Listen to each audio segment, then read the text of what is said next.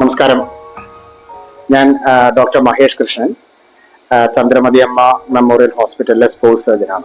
നമ്മുടെയൊക്കെ ചെറുപ്പകാലത്ത് കുട്ടികൾ അല്ലെങ്കിൽ പ്രീ ഡിഗ്രിക്ക് പഠിക്കുമ്പോൾ അല്ലെങ്കിൽ 10ാം ക്ലാസ്സിൽ പഠിക്കുന്ന ആളുകൾ അല്ലെങ്കിൽ അങ്ങനെ ജോലിക്ക് കയറുന്നതിന് മുമ്പുള്ള കുറച്ച് കുട്ടികൾ ചെയ്തിരുന്ന ഒരു ഒരു ഒരു സംഭവമായിരുന്നു സ്പോർട്സ്. അവരാണ് സ്പോർട്സിൽ. എന്നാൽ ജോലി കിട്ടിയാൽ സ്പോർട്സ് അവസാനിച്ചു. പക്ഷെ ഇന്ന് നമ്മുടെ ലൈഫ് സ്റ്റൈൽ മാറി. ഇന്ന് സ്പോർട്സ് എന്നുള്ളത് ഒരു വിഭാഗം കുട്ടികളുടെ അല്ലെങ്കിൽ ഒരു വിഭാഗം ഒരു ഏജ് ഗ്രൂപ്പിന്റെ ഒരു റിക്രിയേഷണൽ ആക്ടിവിറ്റി അല്ല, മറിച്ച് സ്പോർട്സ് എന്നുള്ളത് എല്ലാവരുടെയും ലൈഫ് സ്റ്റൈലിന്റെ ഒരു ഭാഗമായി മാറിക്കഴിഞ്ഞു. നമുക്കറിയാം ഇന്നത്തെ ലൈഫ് സ്റ്റൈൽ, ഇന്നത്തെ ജോലികൾ, IT, ഏത് ജോലിയാണെങ്കിലും ഒരുപാട് സെഡൻഡറി ലൈഫ് സ്റ്റൈലിലേക്ക് പോകുന്ന തരത്തിലുള്ള ഒക്യുപ്പേഷൻസ് ആണ് നമ്മളെല്ലാവരും ചെയ്യുന്നത്.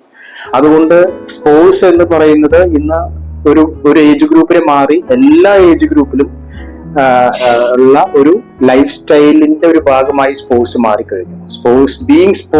സ്പോർട്ടീവ് ഒരു സ്പോർട്ടിംഗ് ആയിട്ടുള്ള ഒരു ഇൻഡിവിജ്വൽ ആവുക, ഏതെങ്കിലും തരത്തിലുള്ള ഒരു സ്പോർട്സിൽ ആക്റ്റീവ് ആവുക എന്നുള്ളത് ഇന്ന് it's a need of the hour. എന്നാൽ എല്ലാവർക്കും വേണ്ടതായിട്ടുള്ള നമ്മുടെ ഹെൽത്തിന് വേണ്ടിയിട്ടുള്ള ഒരു നെസസിറ്റി ആയി മാറി സ്പോർട്സ് മാറിക്കഴിഞ്ഞു. ഒരു കോമ്പറ്റീഷന് പങ്കെടുക്കാനോ അല്ലെങ്കിൽ ഒരു മെഡൽ വാങ്ങാനോ അല്ലെങ്കിൽ ഒരു ഗെയിം എന്നതിന് പകരം ഒരു ലൈഫ് സ്റ്റൈലായി മാറിക്കൊണ്ടിരിക്കുകയാണ് സ്പോർട്സ്. അതുകൊണ്ട് തന്നെ നമുക്കറിയാം ഒരുപാട് സ്പോർട്സ് റിലേറ്റഡ് ഇഞ്ചുറീസ്. നമുക്കറിയാം സ്പോർട്സ് ആക്റ്റീവായി ചെയ്യുമ്പോൾ ഉണ്ടാകുന്ന പല പ്രശ്നങ്ങളും നമ്മൾ പലപ്പോഴും കാണാറുണ്ട്, കേൾക്കാറുണ്ട്. കളിക്കുന്നതിന്റെ ഇടയിൽ കുഴഞ്ഞു വീണ് മരിച്ചു, അല്ലെങ്കിൽ കളിക്കുന്നതിന്റെ ഇടയിലെ കാർഡിയാക് ഈവന്റ്സ് പലതും ഉണ്ടായി. വളരെ യങ് ആയിട്ടുള്ള ആളുകളെ പോലും ഇപ്പൊ നമുക്ക് പേപ്പറുകളിലും സോഷ്യൽ മീഡിയസിലും നമുക്ക് കാണാൻ സാധിക്കും. വളരെ യങ് ആയി, ആക്റ്റീവായി, എനർജറ്റിക് ആയിട്ടുള്ള ആളുകൾ ഷട്ടിൽ കളിക്കുന്നതിന്റെ ഇടയിൽ കൊളാപ്സ് ചെയ്യുന്നു, മരിക്കുന്നു, ചിലവർ ഭാഗ്യത്തിന് രക്ഷപ്പെടുന്നു. അപ്പോൾ അങ്ങനത്തെ ഒരുപാട് എപ്പിസോഡുകൾ, ഒരുപാട് ഇൻസിഡൻസ് ഇപ്പൊ മറന്നീക്കി പുറത്തു വരികയാണ്. കാരണം സ്പോർട്സ് എന്നുള്ളത് എല്ലാ വിഭാഗം ആൾക്കാരും അതിന്റെ ഒരു മേഖലയിലേക്ക് വന്നു തുടങ്ങിയപ്പോൾ തീർച്ചയായിട്ടും നാച്ചുറലി സ്പോർട്സ് റിലേറ്റഡ് ആയിട്ടുള്ള കാറ്റസ്ട്രോഫീസ്, സ്പോർട്സ് റിലേറ്റഡ് ആയിട്ടുള്ള ഇഞ്ചുറീസ്, അതിന്റെ എണ്ണവും ഇപ്പോൾ ഈസ് ഓൺ ഇറ്റ്സ് റൈസ്, കൂടിക്കൊണ്ടിരിക്കുകയാണ്. അപ്പൊ സ്പോർട്സ് മേഖലയിലേക്ക് വരുമ്പോൾ നമ്മൾ അറിഞ്ഞിരിക്കേണ്ടതായിട്ടുള്ള ചില കാര്യങ്ങളുണ്ട്. Especially after 40 years. ഇപ്പൊ നമുക്കറിയാം എല്ലാ 40 വയസ്സിന് ശേഷം എല്ലാവരും ഏതെങ്കിലും തരത്തിലുള്ള ഒരു സ്പോർട്സിൽ ഇൻവോൾവ് ആണ്. സൈക്ലിംഗ്, സ്വിമ്മിങ്, ഡാൻസിങ്, അത് അല്ലെങ്കിൽ ഷട്ടിൽ കളിക്കാൻ പോവുക, അല്ലെങ്കിൽ ബാസ്കറ്റ് ബോൾ, അല്ലെങ്കിൽ ഫുട്ബോൾ കളിക്കാൻ പോവുക. ധാരാളം ടർഫുകൾ ഇപ്പോൾ വന്നു. ഫുട്ബോളിനും ക്രിക്കറ്റിനും ഒക്കെ ആയിട്ട് ഒരുപാട് ടർഫുകളുണ്ട്. അപ്പോൾ നമ്മളിപ്പോൾ ടർഫുകളിൽ നോക്കിയാലും കൂടുതൽ കൂടുതൽ ഇൻവോൾവ് ചെയ്യുന്നത് ആഫ്റ്റർ 40 years ഉള്ള ആൾക്കാരാണ് കൂടുതൽ ഇൻവോൾവ് ചെയ്യുന്നത്. പക്ഷെ നമ്മൾ ആ സ്പോർട്സിലേക്ക് നമ്മൾ ഇറങ്ങുമ്പോൾ നമ്മൾ അറിയേണ്ടതായിട്ടുള്ള ചില കാര്യങ്ങളുണ്ട്. അത് എല്ലാവർക്കും എല്ലാ സ്പോർട്സും, എല്ലാ തരത്തിലുള്ള സ്പോർട്സും സ്യൂട്ട് ആയിക്കൊള്ളണമെന്നില്ല. ഏത് തരത്തിലുള്ള സ്പോർട്സ് ആണ് നമുക്ക് ഏറ്റവും സ്യൂട്ട് ആയിട്ടുള്ളത് എന്ന് നമ്മൾ അറിയണം. അല്ലാതൊരു സ്പോർട്സിലേക്ക് ചെന്ന് കഴിഞ്ഞാൽ ഈ സ്പോർട്സ് റിലേറ്റഡ് ഇഞ്ചുറീസും അതുപോലത്തെ സ്പോർട്സ് റിലേറ്റഡ് കാർഡിയാക് ഈവന്റ്സും ഒക്കെ ഉണ്ടാവാൻ ചാൻസ് കൂടുതലാണ്. അപ്പൊ ഒരു പർട്ടിക്കുലർ വ്യക്തിക്ക് ഏതൊരു സ്പോർട്സ് മേഖലയിൽ ഏത് സാധനമാണ്, ഏതൊരു ഈവന്റ് ആണ് കൂടുതൽ സ്യൂട്ട് ആവുക എന്നുള്ളത് ഒരുപാട് കാര്യങ്ങളെ ആശ്രയിച്ചിരിക്കുന്ന ഒരു കാര്യമാണ്. അത് നമ്മുടെ ഇൻട്രസ്റ്റ് മാത്രമല്ല. ഒരു പക്ഷെ ചെറുപ്പത്തിലെ ഒരു 15 വയസ്സ് 20 വയസ്സിൽ നമ്മുടെ ഇൻട്രസ്റ്റ് മാത്രമാണ് അതിന്റെ ഡിസിസീവ് ആയിട്ട് എഫക്ട്. എനിക്ക് ക്രിക്കറ്റ് കളിക്കാൻ ഇഷ്ടമാണ്, ഞാനത് കളിക്കുന്നു. എനിക്ക് ബാസ്കറ്റ് കളിക്കാൻ അറിയില്ല, അതുകൊണ്ട് ഞാൻ ഫുട്ബോൾ കളിക്കുന്നു. ഫുട്ബോൾ കളിക്കാൻ അറിയില്ല, അതുകൊണ്ട് ഞാൻ വേറെ ഓടാൻ പോകുന്നു. പക്ഷെ ഒരു ആഫ്റ്റർ 40 അല്ലെങ്കിൽ ആഫ്റ്റർ 35 നമ്മളൊരു സ്പോർട്സ് സെലക്ട് ചെയ്യുമ്പോൾ നമ്മുടെ ഒരു പ്രിഫറൻസ് അവിടെ ഇമ്പോർട്ടൻസ് ആണ്, അല്ലാന്ന് പറയുന്നില്ല. പക്ഷെ അതിനേക്കാൾ കൂടുതൽ നമ്മുടെ ബോഡി കമ്പോസിഷൻ, നമ്മുടെ ഫിസിക്കൽ സ്റ്റാറ്റസ്, നമ്മുടെ കാർഡിയാക് റിസർവ്, അത് നമ്മൾ അറിഞ്ഞിരിക്കണം. ആ ഒരു പർട്ടിക്കുലർ പാറ്റേൺ ഓഫ് ഗെയിമിനെ നമ്മൾ സ്യൂട്ട് ആണോ എന്നുള്ളത്. അവിടെയാണ് പലപ്പോഴും ഈ സ്പോർട്സ് റിലേറ്റഡ് ഇഞ്ചുറീസും എല്ലാം കൂടുതലായി വരാനുള്ള ഒരു പ്രധാനമായ കാരണം. നമ്മളൊരു സ്പോർട്സ് സെലക്ട് ചെയ്യുന്നതിന് മുമ്പ് നമ്മുടെ ബോഡി മാസ് എത്രയുണ്ട്, നമ്മുടെ ബോഡി ഫാറ്റ് കോമ്പോസിഷൻ എങ്ങനെയാണ്, നമ്മുടെ എയ്റോബിക് കപ്പാസിറ്റി, എൻഡ്യൂറൻസ്, സസ്റ്റൈനബിലിറ്റി എത്രയുണ്ട്, നമ്മുടെ എനിറോബിക് കപ്പാസിറ്റി എത്രയുണ്ട്, നമ്മുടെ ഓക്സിജൻ കൺസംപ്ഷൻ കപ്പാസിറ്റി നമ്മുടെ ടിഷ്യൂവിന്റെ എത്രയുണ്ട്, നമ്മുടെ ഗ്ലൈസീമിക് ഇൻഡെക്സ് എന്താണ്, നമ്മൾ കഴിക്കുന്ന ന്യൂട്രീഷണൽ സ്റ്റാറ്റസ് എന്താണ്. ഇതെല്ലാം നമ്മൾ പഠിച്ചതിന് ശേഷമാണ് ഒരു പർട്ടിക്കുലർ സ്പോർട്സ്, അതൊരു എൻഡ്യൂറൻസ് സ്പോർട്സ് ആണോ, അതൊരു സ്ട്രെങ്ത് സ്പോർട്സ് ആണോ, അതിനനുസരിച്ച് നമ്മുടെ സ്ട്രെങ്ത്തും വീക്ക്നെസ്സും അറിഞ്ഞിട്ട് വേണം ആ ഒരു പർട്ടിക്കുലർ സ്പോർട്സിലേക്ക് തിരഞ്ഞെടുക്കാൻ. അതുപോലെ നമ്മൾ ഔട്ട് ഓഫ് ദ വേ നമ്മളൊരു സ്പോർട്സ് ചെയ്യുകയാണ്, നമുക്ക് പറ്റാത്തൊരു സ്പോർട്സ് ചെയ്യുകയാണെങ്കിൽ ആ ഒരു സ്പോർട്സിലേക്ക് വേണ്ടുന്ന തരത്തിലുള്ള റിക്വയർമെന്റ് ബിൽഡപ്പ് ചെയ്യാൻ നമ്മൾ ശ്രമിക്കണം. നമ്മളൊരു ഡെഫിസിറ്റിൽ നിന്നുകൊണ്ട് ആ ഒരു പർട്ടിക്കുലർ സ്പോർട്സിലേക്ക് ഒരു റിക്രിയേഷണൽ ആയിട്ട് നമ്മൾ ചെയ്യുകയാണെങ്കിൽ പോലും ലോങ് ടേമിൽ ചെയ്യുമ്പോൾ നമുക്ക് കാർഡിയാക് സ്റ്റാറ്റസിലും എല്ലാ കാര്യങ്ങളിലും നമ്മുടെ വളരെയധികം ഇഞ്ചുറി വരാനും കോമ്പൻസേറ്റ് ചെയ്യാനും എല്ലാം ഡികോമ്പൻസേറ്റ് ചെയ്യാനും എല്ലാം ചാൻസ് ഉണ്ട്.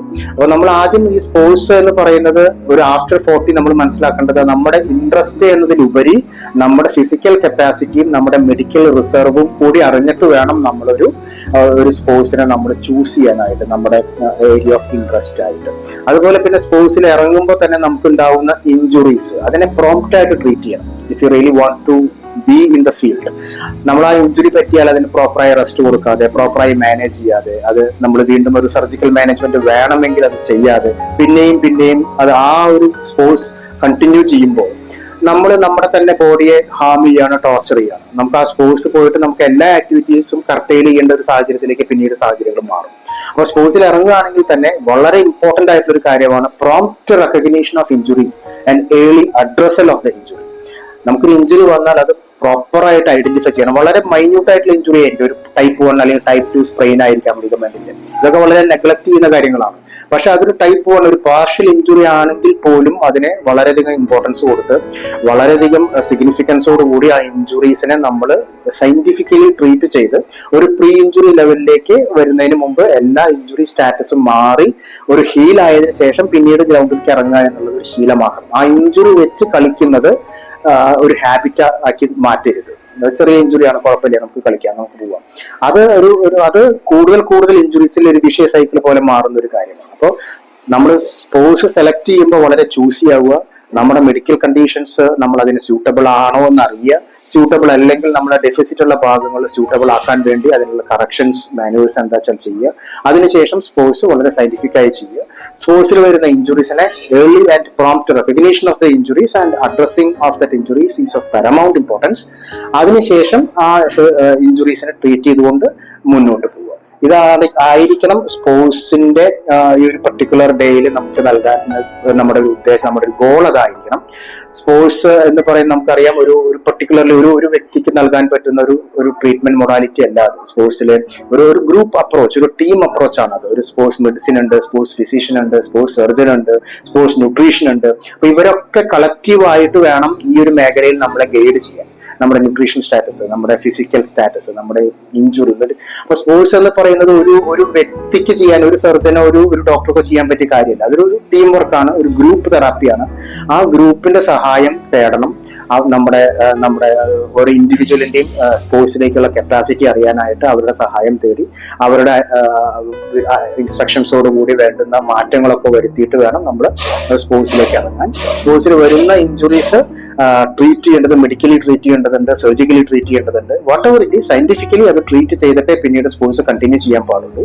അപ്പൊ അതിനൊക്കെ ഒരു കമ്പൈൻഡ് ആയിട്ടുള്ള ഒരു ഹോളിസ്റ്റിക് ആയിട്ടുള്ള ഒരു സ്പോർട്സ് തെറാപ്പി ടീം പലപ്പോഴും നിങ്ങൾക്ക് ആവശ്യമാണ്.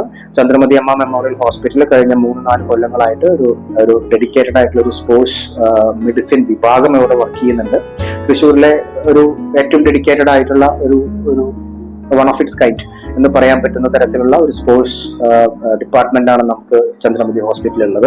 ഇവിടെ സ്പോർട്സ് സർജൻസ് 2-3 പേരുണ്ട്, സ്പോർട്സ് ഫിസിഷ്യൻസ് ഉണ്ട്, സ്പോർട്സ് ന്യൂട്രീഷനിസ്റ്റ് ഉണ്ട്. അപ്പൊ ഇവരൊരു കളക്റ്റീവ് ആയിട്ടുള്ള ഒരു തെറാപ്പി നിങ്ങൾക്ക് എത്തിക്കാൻ ചന്ദ്രമതി അമ്മ ഹോസ്പിറ്റൽ ശ്രമിക്കുന്നുണ്ട്.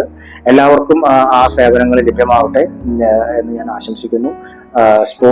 കൂടുതൽ സ്പോർട്സിനെ കുറിച്ചുള്ള അവയർനെസ് ഉണ്ടാക്കുക. ഇഞ്ചുറി ഇല്ലാതെ വളരെ ഹാപ്പിയായി, വളരെ ജോയസ് ആയി, സ്പോർട്ടീവായി നിന്നുകൊണ്ട് നിങ്ങളുടെ ഒരു ഹെൽത്തിയർ ലൈഫിന് വേണ്ടി മുന്നോട്ട് പോവുക. എല്ലാവിധ ആശംസകളും നേരുന്നു. ചന്ദ്രമതി അമ്മ സ്പോർട്സ് ടീമിന്റെ എല്ലാവിധ ബ്ലെസ്സിങ്സും നിങ്ങളുടെ കൂടെ ഉണ്ടാവും. Thank you very much.